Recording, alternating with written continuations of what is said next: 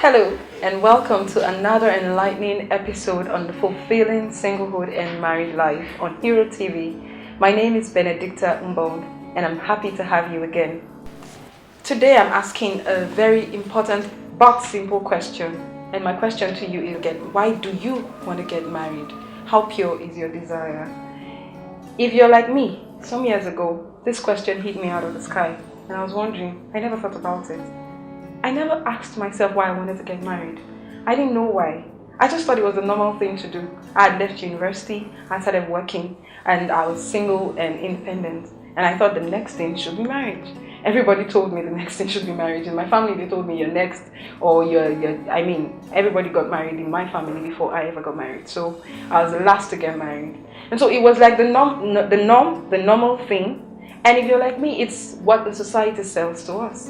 So I should get married. I'm at the point in my life where I should get married. But a few years ago, this question hit me out of the sky, and I didn't have an answer. Why do you want to get married? So I'm throwing that question to you now, and I'm going to ask you to pause this video and take some time to ask yourself why you want to get married.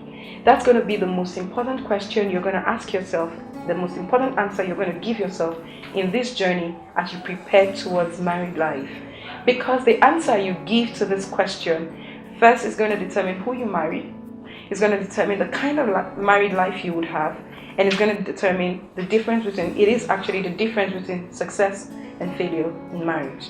If you go into marriage for the wrong reasons, if you go into marriage because it is time to marry, because everybody's getting married, or my family expects me to get married, or my pastor has been asking me when I'll get married. If you get married for any of those reasons, you're bound to meet with the unexpected in marriage.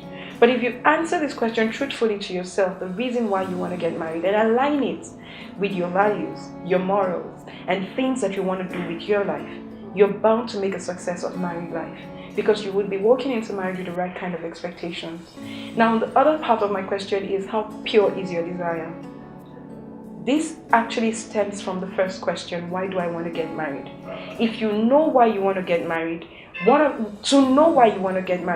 things you would have to get straight is the purification of your desire. What do I mean by the purification of desire? It is asking yourself why you want what you want. And so it's easy to tell yourself, I want to get married. But the question is, why do you want to get married? I want to marry a man who works in such and such a place. Why do you want that kind of man? I want to marry a handsome man. Why do you want that kind of man? I want to marry a man who is a Christian. Why do you want that kind of man?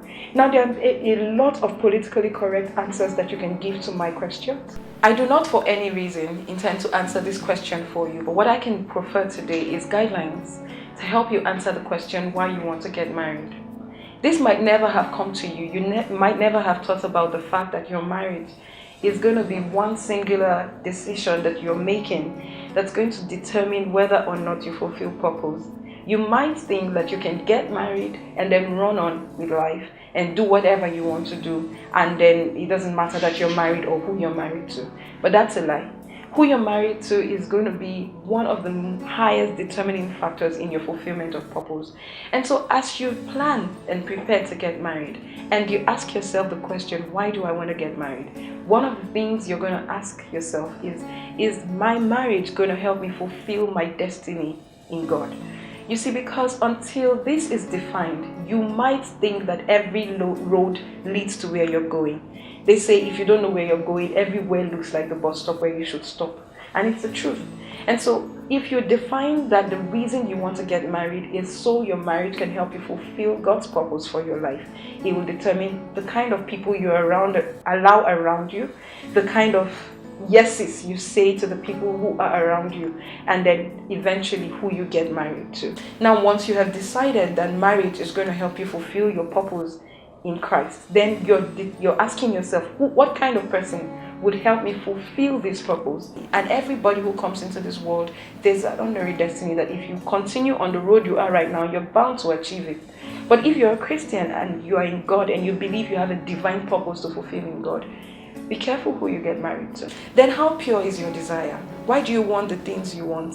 That question hit me as well sometime a few years ago, and I realized that my desires were really not as pure as I thought they should be, or as I thought they were. How pure is your desire? Now, these things are not wrong in themselves. I want to marry someone from a very important family. There's nothing wrong with that. I can assure you, it's okay to want good things. God is your Father and He wants you to have good things. But how purified is your desire? What have you subjected those desires to? Have you subjected them to prayer? Have you subjected them to the Word? Have you subjected them to your values and morals? Or are you willing to do anything to ensure that your marriage eventually lines up with all of these things, even if it is not going to help you fulfill your divine destiny? And so I have given you quite a number of questions to ask yourself in this journey as you prepare for married life. And the reason I said that these questions are important, that you give them sincere answers, is because without answering sincerely to these questions, you might hit the wrong road and enter the wrong marriage and eventually find frustration in marriage. This brings us to the end of our episode today. I'm hoping that you were informed, educated, and inspired. We will be with you again sometime soon, but until then, we'd like for you to leave your comments, your questions, or your contributions right below on this video. But before we go, I'd like you to remember, it's possible to live a fulfilling life whether you're single or married. Until next time when we come your way again, I say to you, keep watching Hero TV. God bless you. And still I believe there is more.